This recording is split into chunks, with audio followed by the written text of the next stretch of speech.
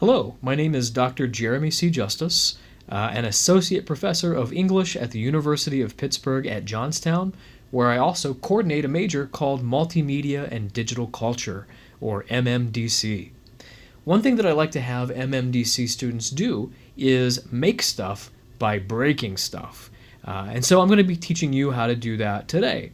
I should begin by saying that I'm using a Mac. I'm operating with iOS, and the exercise that I'm showing you today will probably work better on a Mac than on a Windows PC. What we're going to be doing is corrupting files, and Windows doesn't operate with corrupted files as well as Macs do. I don't know if that's a strength or a weakness of a Mac, but for our purpose, it's going to be a strength.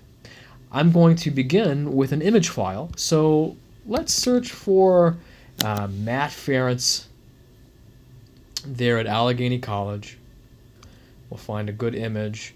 I want to choose an image that isn't too terribly big. Sometimes with a larger file, it can be a little harder to corrupt, actually. And I'm going to use a color image because that can yield more interesting results. So I'll choose this one and we'll open that image in a new tab. I'll go over here and I am going to save that image to my desktop. I'll change it to Ference. And that image has now been saved. Okay, here we are.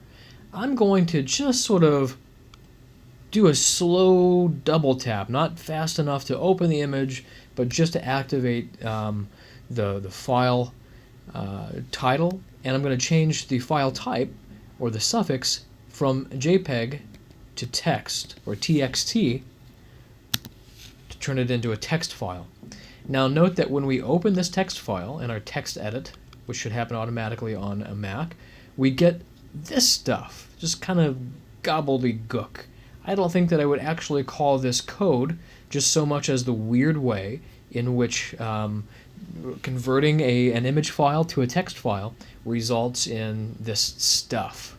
What I'm going to do to start with is I'm just going to copy some of that stuff, just a random selection, and I'll go down here and I'll paste it just once. We'll just do it just once for now to see what happens. Now, we never really know what we're going to get when we do this.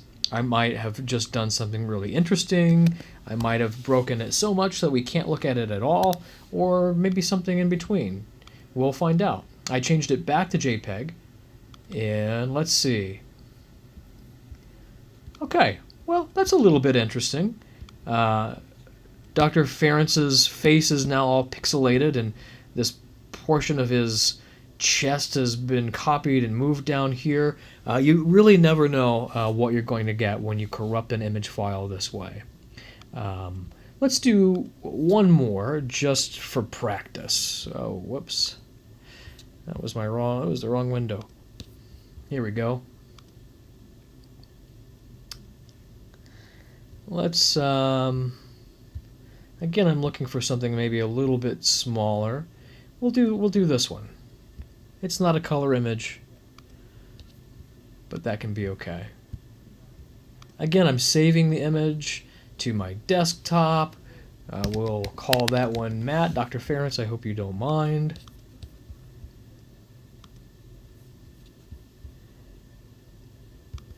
Here we go. Changing the file type to text, TXT. I'm opening the file, seeing all of this strange stuff. I'm going to just copy a random slice of it and paste it down here. Also just randomly.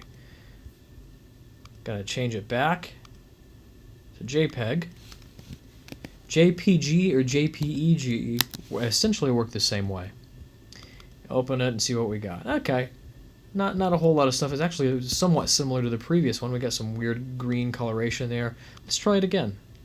Sometimes we just keep breaking things until we've made something we like.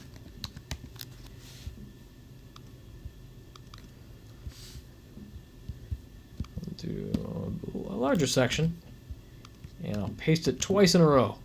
See what that does. changing it back to JPEG, and opening. Okay, see, we've broken it a little further, perhaps. Kind of interesting, right? Now here's a fun thing. You can actually also do this with audio files. So this is a song by Serge Gainsbourg that I like.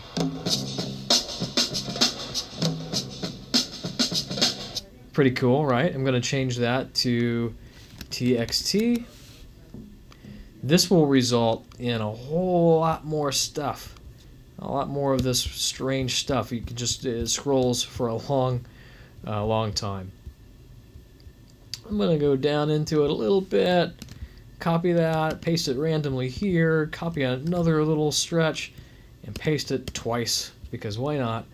I probably didn't make a lot of a difference to the audio file, but we might get some interesting glitches. I think that can be kind of fun or interesting. Let's see if we can hear anything.